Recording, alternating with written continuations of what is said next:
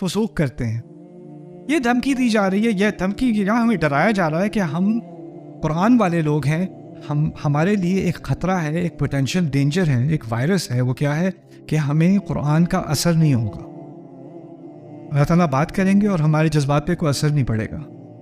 اور یہ ہم سے پہلے کچھ لوگ تھے جن کو اللہ کا کلام دیا تھا, ان پر بھی یہ وقت گزرا ہے. بہت عرصہ گزرنے کے بعد ان کا تعلق ان کی کتاب کے ساتھ ایک مصنوعی سا ہو گیا. اس کو پڑھ لو, برکت کے لیے پڑھ لو, شادیوں میں نکال لو, دلہن کے سر کے اوپر رکھ دو اس کو گاڑی تک پہنچانے کے لیے, کہیں بجلی نہ گر جائے اس کے اوپر, رائٹ. اس کو گاڑی میں جو ہے اس کی چھوٹی سی پرنٹ کرا کے گاڑی میں ریئر مرر میں لٹکا لو, کیونکہ بہت لوگ پاگلوں کی طرح گاڑی چلاتے ہیں تو یہ بچا لے گی. یا اس کی ایک آیت الکرسی نکال کے اس کا لاکٹ پہن لو, یہ اس طرح بچ جاؤ گے. عیسائی کیا کرتے تھے, بائبل کیا کہہ رہی ہے ان کو کچھ نہیں پتا. ایک وہ کروسیفکس لگایا ہوا ہے گلے میں, وہ بچا لے گا مجھے, سلیب لگایا ہوا ہے.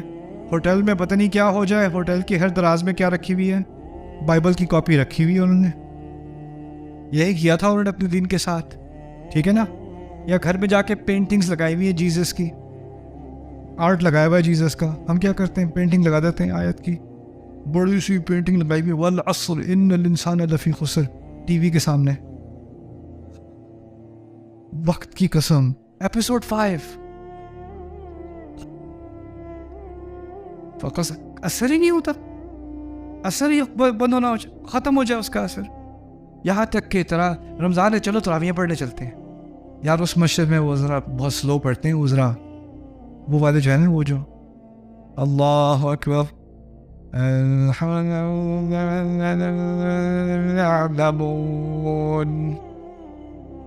انہیں ہم کہتے ہیں یعلمون تعلمون حفاظ. کچھ نہیں سنائی دیتا سوائے یعلمون کے اور تعلمون کے. وہاں جا کے پڑھتے ہیں, جلدی جلدی فارغ ہو جائیں گے. کس چیز کا ٹائم نہیں ہے, قرآن کے سننے کا, قرآن پہ غور کرنے کا. ایسا نہیں ہے کہ مصنوعی سا تعلق ہے قرآن کے ساتھ. آپ مجھے بتائیں میں کون سی آیت ہے وہ پڑھوں, کیونکہ میرا جو ہے روٹ کنال ہونے والا ہے, تو کون سی دعا میں پڑھوں یا کیا پھونکوں میں. قرآن پھونکنے کے لیے رہ گیا ہے, بس یہ پھونکنے کے لیے رہ گیا ہے, کوئی بیمار پہ پڑھنے کے لیے رہ گیا ہے. یہ صورتیں پڑھنے, یہ مسئلہ حل ہو جائے گا. یہ جیسے آپ فارمیسی پہ جاتے ہو, الرجیز ہیں تو یہ میڈیسن لے لو, اور اگر ہیڈ ایک ہے تو یہ لے لو. اب وہ قرآن پرسکرپشن پروگرام ہے. وہ کیا بات کر رہا ہے, کیا بات سمجھا رہا ہے, کس شخصیت کی طرف مجھے لانے کی کوشش کر رہا ہے, کن جذبات پہ وہ میرے کن جذبات پر اثر کرنے کی بات کر رہا ہے, اس سے مجھے کوئی لینا دینا نہیں. کون سی صورت پڑھوں, کیا پڑھوں. لوگ کہتے ہیں جب بچہ ہو رہا ہو کسی کا, پریگننٹ ہو لیڈی, کہتے ہیں سورہ مریم پڑھو کیونکہ اس میں پریگننسی ہے. کیا, تو وہ بیٹھی لیبر اس کی ہونے لگی ہے, وہ کہہ رہی ہے یا لیتنی مت قبل ھذا, کاش میں اس سے پہلے مر گئی ہوتی. آیت ہے سورہ مریم کی. قرآن کو اللہ پڑھے, سوچ کے پڑھے. بار بار کہا ہے لعلکم تعقلون, لعلکم تعقلون, لیدبروا, تاکہ تم سوچو, تاکہ تم سوچو. عجیب بات ہے, ہمارے کلچر ساؤتھ ایشیا میں ہم نے کیا کیا, ایک دو صورتیں نہیں, اور ان سے ہمیں بہت محبت ہے. آیت الکرسی سے بہت محبت ہے, ہونی بھی چاہیے. سورۃ الرحمن سے بہت محبت ہے. سورہ یاسین سے بڑی محبت ہے. سورہ یاسین کے شروع میں کہا ہے وَجَعَلْنَا مِن بَيْنِ أَيْدِيهِمْ سَدًّا وَمِن خَلْفِهِمْ سَدًّا.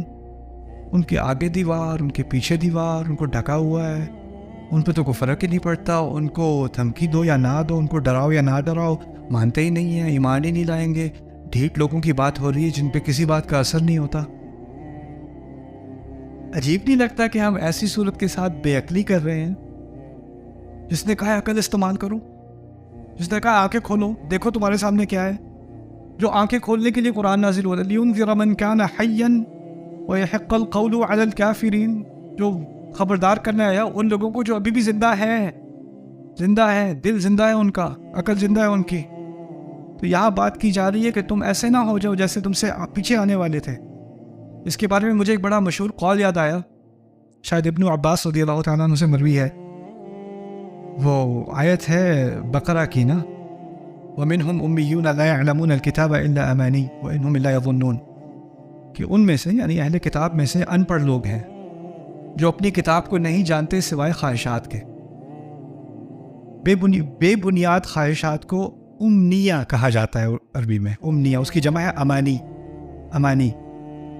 تو بس ان کی بے بنیاد خواہشات ہیں، اس کے علاوہ وہ اپنی کتاب کو نہیں جانتے. اس کا کیا مطلب ہے؟ اس کا مطلب ہے ان کو پتہ نہیں ہے تورات میں کیا ہے، لیکن تو اللہ نے تو کہا ہے نا اللہ معاف کرے گا، یہ تو کہا ہے نا. یہ تو نہیں کہا نا کہ ہمیشہ کے لیے جلیں گے، ایسا تو نہیں کہا نا کہیں پہ. یہ کیا بول رہا ہے؟ انسان کی بے بنیاد خواہشات. کتاب نہیں جانتے، خواہشات جانتے ہیں. ان خواہشات کا سٹکر وہ کتاب کے اوپر لگا کہ پڑھی ہو نہ پڑھی ہو. قرآن میں کہاں لکھا ہے کہ اتنا برا ہے؟ قرآن میں کہاں لکھا ہے سکرول نہیں کر سکتے؟ لا یعلمون الکتاب الا امانی وانہم لا یظنون. وہ بس گمان کرتے ہیں، معلوم کرنے کی ضرورت نہیں انہیں. یہ ان کے بارے میں کہا تھا. اس کے بارے میں وہ کہتے ہیں انما یقتصرون علی ما یتلی علیہم یعلمونہ حفظا وقراءۃ بلا فہم انما یقتصرون علی ما یتلی علیہم. کہتے ہیں کہ یہ جرم جو انہوں نے کیا ہے نا اپنی کتاب کے ساتھ، وہ کیا ہے کہ وہ اس کتاب کو پڑھتے ہیں اور یاد کرتے ہیں سمجھے بغیر، اور ان کے لیے اتنا ہی کافی ہے کہ وہ ان پر تلاوت کر کے ان کو سنایا جائے، بس اتنا ہی ان کے لیے کافی ہے. یہ ہے جرم ان کا، یہ ہے جرم بنی اسرائیل کا. ابن عباس کہتے ہیں. سوچو ذرا. پھر ایک اور عجیب روایت ہے رسول پاک کی صلی اللہ علیہ وسلم، ذاک عند ذہاب العلم، ایسا ہوگا جب علم غائب ہو جائے گا. آخرت کی علامات کی بات کر رہے تھے، ایسا ہوگا جب علم غائب ہو جائے گا. صحابہ پریشان، علم کیسے غائب ہوگا؟ انہوں نے پوچھ لیا وَكَيْفَ يَذْهَبُ الْعِلْمُ يَا رسول اللہ، اللہ کے رسول علم صلی اللہ علیہ وسلم علم کیسے غائب ہوگا؟ وَنَحْنُ قَرَأْنَا الْقُرْآنَ، ہم تو قرآن پڑھ چکے. رسول نے علیہ الصلوۃ والسلام یہ نہیں کہا تھا کہ قرآن غائب ہو جائے گا، انہوں نے کیا کہا تھا؟ علم غائب ہو جائے گا. صحابی نے جب علم سنا تو اس کے ذہن میں پہلی چیز کیا آئی؟ قرآن. قرآن نہیں تو علم نہیں، قرآن نہیں تو علم نہیں. وَنَحْنُ قَرَأْنَا الْقُرْآنَ وَنُقْرِئُ أَبْنَاءَنَا وَأَبْنَاؤُنَا يُقْرِئُونَ أَبْنَاءَهُمْ. ہم قرآن پڑھتے ہیں، ہم اپنے بچوں کو پڑھاتے ہیں، ہمارے بچے ان کے بچوں کو پڑھائیں گے. کیسے علم غائب ہو جائے گا؟ جواب ملتا ہے أَوَلَيْسَ هَذِهِ الْيَهُودُ وَلَا النَّصَارَى بِأَيْدِيهِمُ التَّوْرَاةَ وَالْإِنْجِيلَ لَا يَنْتَفِعُونَ مِنْهُمَا مِنْ شَيْءٍ. دیکھیں نہیں ہے یہود و نصارہ، ان کے ہاتھوں میں نہیں ہے تورات اور انجیل، اس سے کوئی فائدہ نہیں اٹھا سکتے، کچھ نہیں ملتا انہیں اس سے. یہاں کہا جا رہا ہے ایسا نہ ہو جائے کہ اللہ کا ذکر، اللہ کا کلام، اس کا کوئی اثر نہ رہے. تم اہل کتاب کی طرح نہ ہو جانا جن کے دل سخت ہو گئے اور ان کی اکثریت فاسق ہے. پھر اگلی آیت بالکل نیا مضمون، اعلموا ان اللہ یحیی الارض بعد موتها.